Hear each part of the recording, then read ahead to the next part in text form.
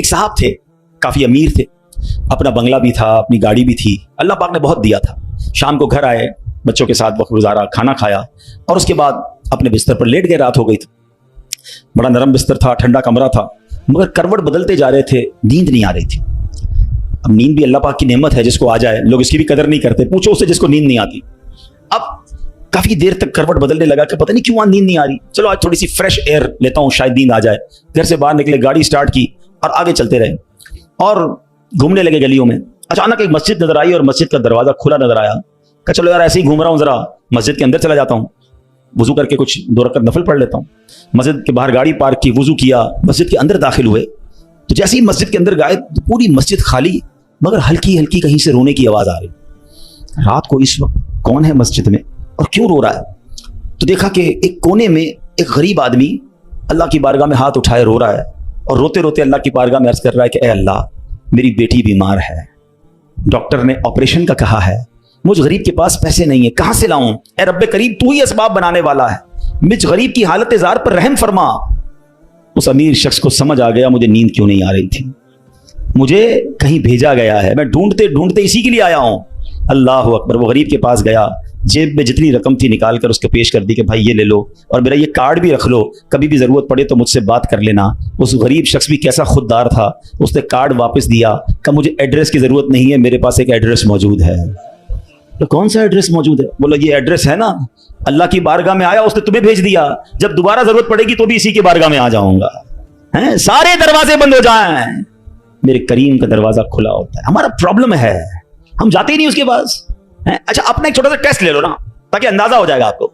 کبھی بھی آپ کو بیماری ہو, پیٹ میں درد ہو, سر میں درد ہو, پاؤں میں درد ہو, چوٹ لگ جائے, پہلے کون یاد آتا ہے؟ ڈاکٹر.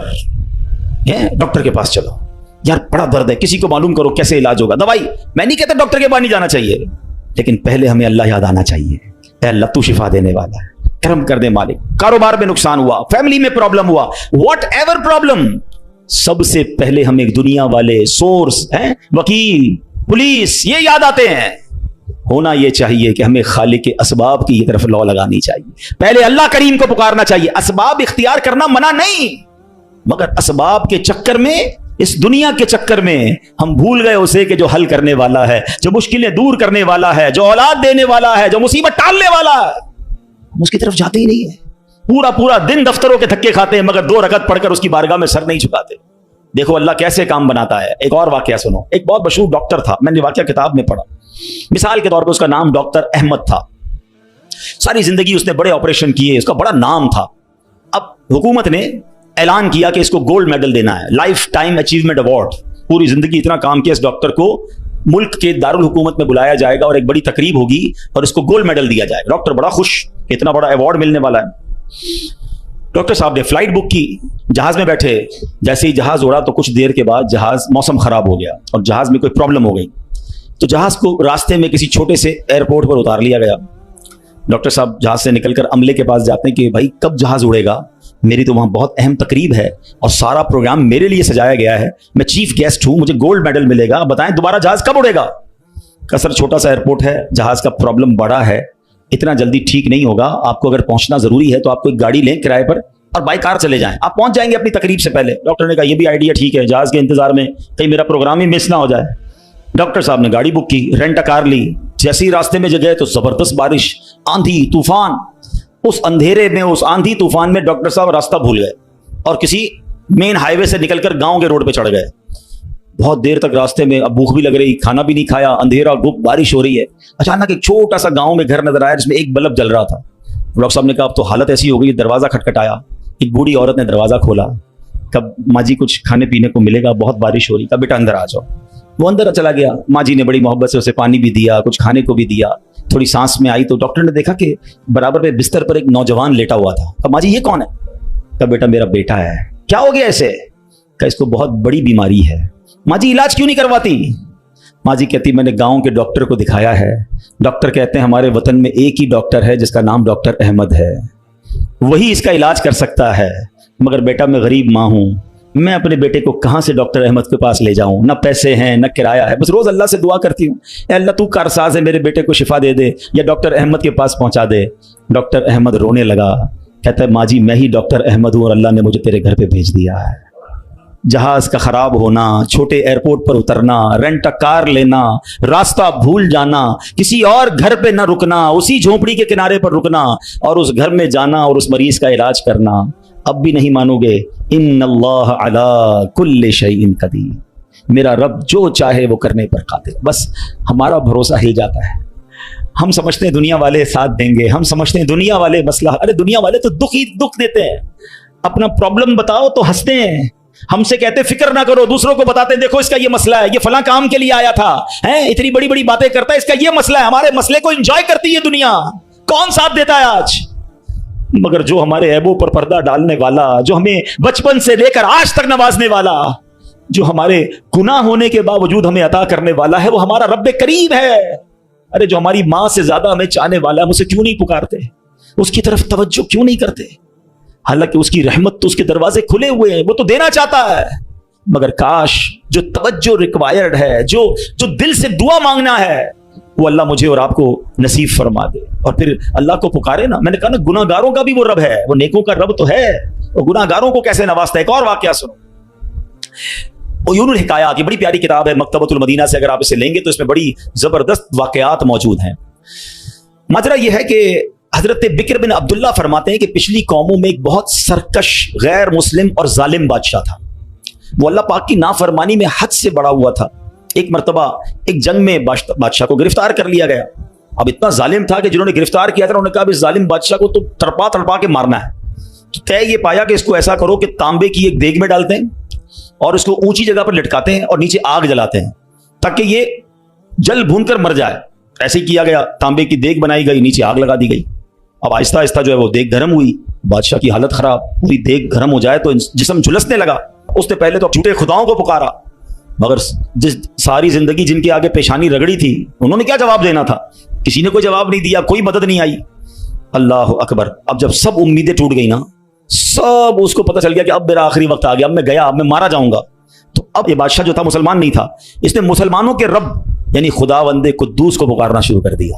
वो कहता है या अल्लाह या रहमान या रहीम मदद फरमा दे, और बुलंद आवाज से ला इलाहा इल्लल्लाह पढ़ना शुरू कर दिया। अब बादशाह ने इस मुश्किल घड़ी में अल्लाह से तौबा भी की कि अल्लाह मुझे माफ कर दे और बस मुझे बचा ले, अब मैं तेरी इबादत करूंगा, अब तक जो किया मुझे माफ कर दे। बुलंद आवाज से ला इलाहा इल्लल्लाह। उस देग में बैठा हुआ है, नीचे आग लगी हुई है। देखो करीम ने उसकी पुकार कैसे सुनी कि बारिश बरसना शुरू हो गई। जैसे बारिश बरसी तो वो आग बुझ गई, तो वो गर्मी तो ऑलमोस्ट खत्म हो गई, लेकिन फिर इतनी तेज हवा चली कि वो देग रस्सियां तोड़ाकर देग ही उड़ने लगी। अच्छा, वो बादशाह ला इलाहा इल्लल्लाह की आवाजें बुलंद कर रहा है और देग उड़ रही है। अब देग उड़ते उड़ते उड़ते गैर मुस्लिम कौम का जो कबीला था वहां जाके गिर गई। अब जब वहां गई तो लोग हैरान कि ये कैसी देग है जो उड़ते हुए आ रही है, और उसमें बंदा बैठा हुआ है, वो ला इलाहा इल्लल्लाह पढ़ रहा है। तो जब वो गैर मुस्लिम करीब आए तो उस बादशाह ने बाहर निकलकर अपना वाकया सुनाया कि सुनो, मैं गैर मुस्लिम था, अपने अल्लाह के सिवा झूठे खुदाओं की पूजा करता था, मैंने कलमा पढ़ा, अल्लाह ने इस मुसीबत से निकाल दिया और मुझे यहां पहुंचा दिया, पूरा गांव कलमा पढ़कर मुसलमान हो गया। अल्लाह की जो ना कुदरत के नजारे हैं, अल्लाह ऐसे निकालता है बंदे को कि समझ भी नहीं आती। बात वही है कि दिल से उसे पुकारना है, मगर दिल से गिड़गिड़ा कर तवज्जो के साथ, फोकस के साथ, फिर देखो आपकी मुश्किलें कैसे टल जाती हैं। तो अल्लाह करे कि हम प्यारे आका अलैहिस्सलाम की सुन्नत पर अमल करने वाले बन जाए। एक बार खुद नबी पाक के साथ बड़ा हैरान कुन वाकया पेश आया। ये 3 हिजरी ग़ज़वा-ए गतफ़ान का मौका था। प्यारे आका अलैहिस्सलाम सहाबा किराम को लेकर सफर पर रवाना हुए। एक मकाम पर पड़ाव किया तो सहाबा किराम कुछ फासले पर ठहरे और नबी पाक अलैहिस्सलाम अकेले एक दरख्त के नीचे तशरीफ फरमा हो गए। गैर मुस्लिम जो हर वक्त नबी पाक को मादअल्लाह नुकसान पहुंचाने की ट्राई करते रहते थे, प्लान करते रहते थे, उनमें से गैर मुस्लिम अचानक कहीं से आया, हाथ में नंगी तलवार, और नबी पाक अकेले, कोई उस वक्त सहाबा भी करीब नहीं थे। तो प्यारे आका अलैहिस्सलाम के बिल्कुल सामने आ गया और बड़े तकब्बुर के साथ, बड़े जिसको कहते कर्रो फर के साथ कहता है, ऐ मोहम्मद सल्लल्लाहु अलैहि वसल्लम, अब बताइए आपको मुझसे कौन बचाएगा? आपके साथ तो कोई भी नहीं है, आप अकेले हैं, मेरे हाथ में तलवार है। अल्लाह अकबर। नबी पाक की तवज्जो अल्लाह की तरफ कैसी थी, आपने सिर्फ एक जुमला कहा, एक लफ्ज कहा, फरमाया अल्लाह। क्या नाम है, दिल को कैसा सुकून नसीब होता है। मैं उसे पुकार रहा हूं जो मेरा खालिक है, जो मेरा मालिक है, जो मेरा परवरदिगार। पुकारा करो उसे, नाम लिया करो उसका, कहो अल्लाह अल्लाह अल्लाह अल्लाह, पुकारो उसे अल्लाह अल्लाह अल्लाह अल्लाह। ہائے ہائے ہائے، نبی پاک کی زبان سے لفظ اللہ نکلا، غیر مسلم تو کانپنے لگ گیا، تلوار اس کے ہاتھ سے چھوٹ گئی۔ اب نبی پاک نے تلوار اٹھا کر کہا اب بتاؤ تمہیں مجھ سے کون بچائے گا؟ تھوڑی دیر پہلے تو وہ کہہ رہا تھا نا آپ کو کون بچائے گا، اب آقا کے ہاتھ میں تلوار ہے صلی اللہ تعالی علیہ وسلم، اب بتاؤ تمہیں کون بچائے گا؟ وہ کہتا ہے حضور مجھے بچانے والا تو کوئی بھی نہیں ہے، وہ مسلمان تو تھا نہیں۔ نبی پاک علیہ الصلوۃ والسلام نے اس کی بے کسی پر رحم فرمایا، اسے معاف کر دیا۔ آئے ہائے، نبی پاک کے ایسے اعلیٰ اخلاق دیکھے، وہ کلمہ پڑھ کر مسلمان ہو گیا۔ دشمن آ جائے تو چادر بھی بچھا دیتے ہیں، ہم معاف کریں گے؟ جان لینے آیا تھا آقا نے اسے معاف کیا۔ ہمارے مزاج کے خلاف بات کرتے ساری زندگی دشمنی لے لیتے، مجھے گالی دی، مجھے برا بھلا کہا، مجھے نقصان پہنچایا، کب تک بدلے لیتے رہو گے یار؟ نبی پاک کے امتی ہو تو معاف کرنا بھی تو سیکھو۔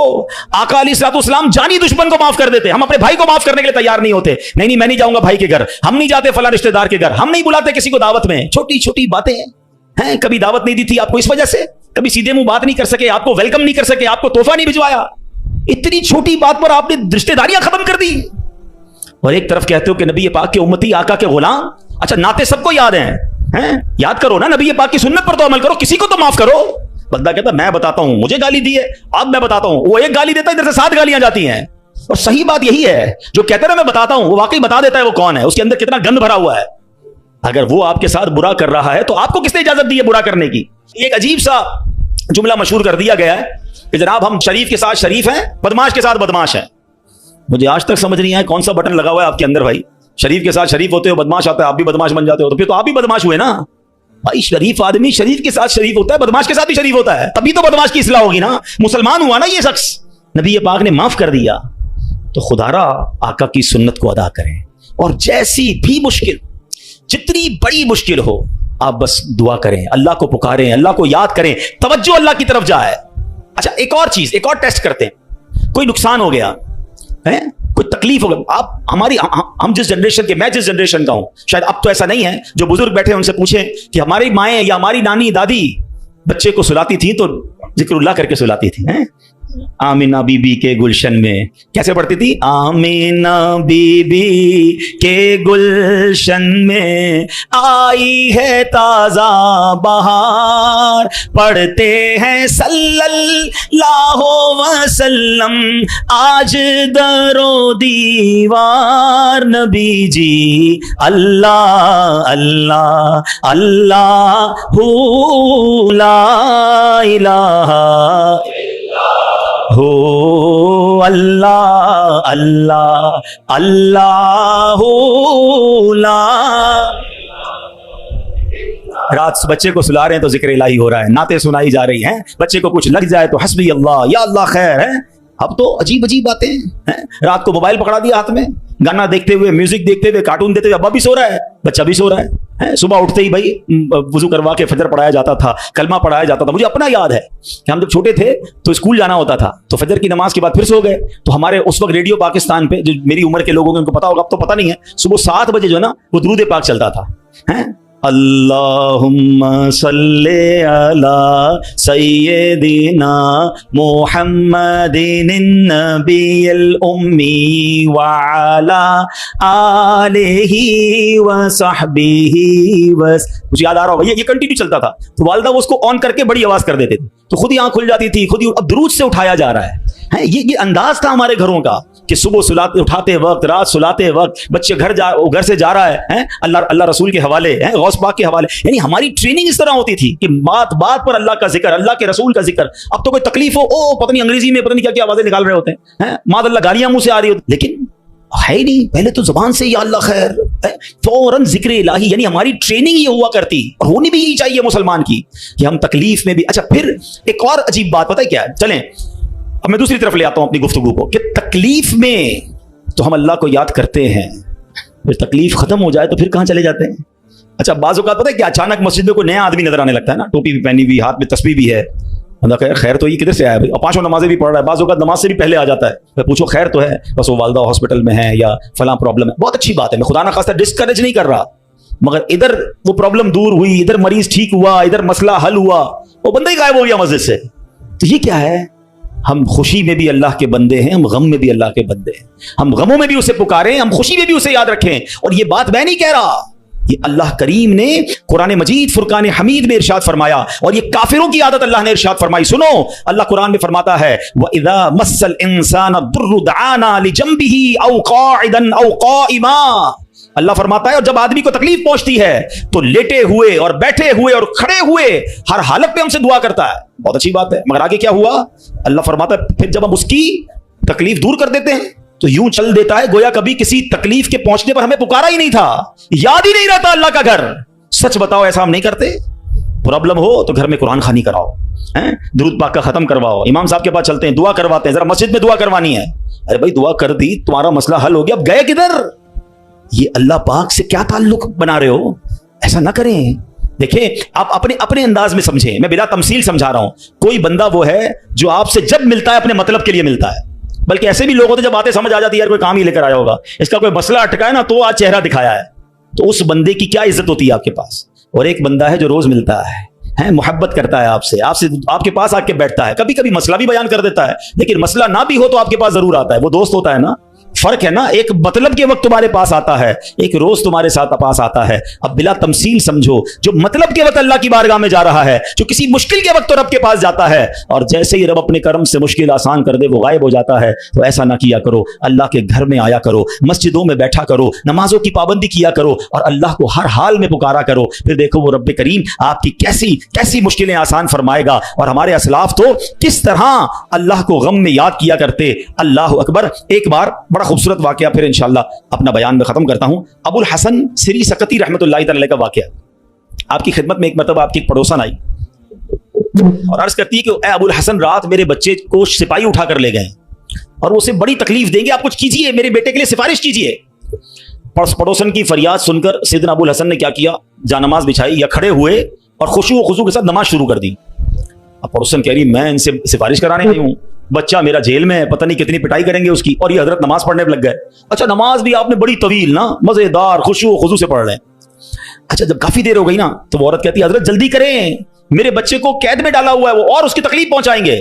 آپ نے جلدی نہیں کیا، آپ نے سکون سے نماز پڑھی، اور جب نماز سے سلام پھیرا نا تو کہا اے میری بہن، تمہارا ہی تو معاملہ حل کروا رہا تھا، تمہارا مسئلہ ہی تو حل کر رہا تھا. ابھی آپ نے کہا تو پڑوسن بھاگتی ہوئی، اس کی بچی بھاگتی ہوئی، امی گھر آ جائیں، بھائی آ گیا واپس، بیٹا گھر آ گیا.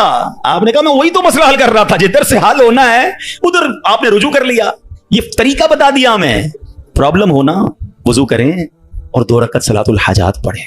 ہاں اللہ کے پاس، یا اللہ تیری بارگاہ میں آ گیا ہوں، جو پرابلم ہے، آپ کی رپورٹ غلط آ گئی ہے، آپ کی ڈاکٹر کہتا ہے پرابلم ہے، آپ کو جناب کوئی قرضے کا مسئلہ آ گیا ہے، کوئی بھی پرابلم، مال خراب ہو گیا ہے، 2 رکعت پڑھیں.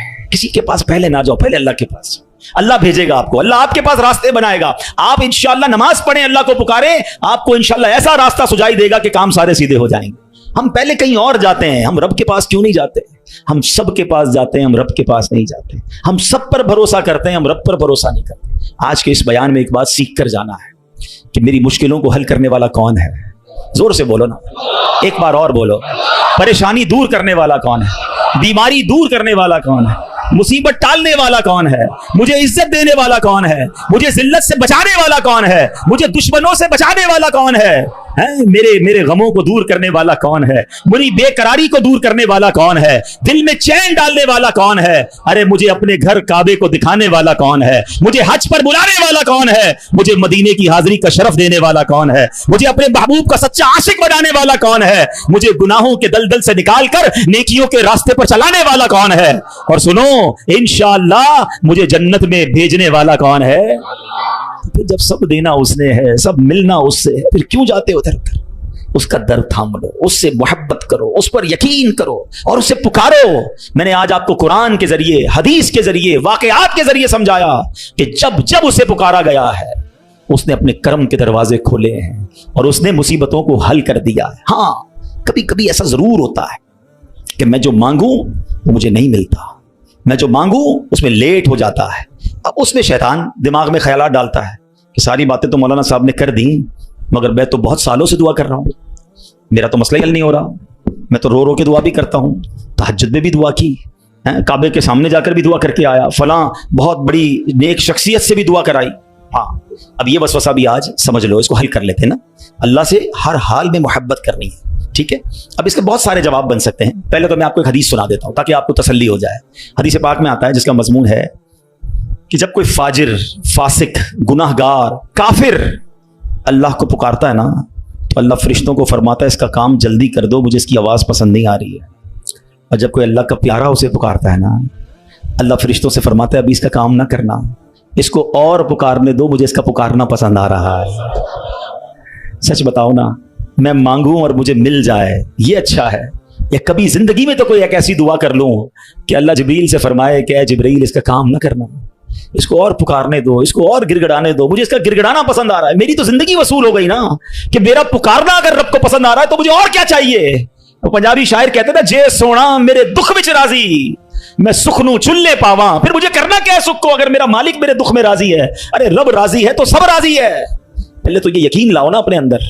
پھر دوسری بات، چلو لاجیکلی ایک تو حدیث سنا دی، تاخیر میں واویلا نہ کیا کرو، کیا معلوم تمہارے لیے اللہ کی طرف سے کچھ اور اس سے اچھا لکھا ہو۔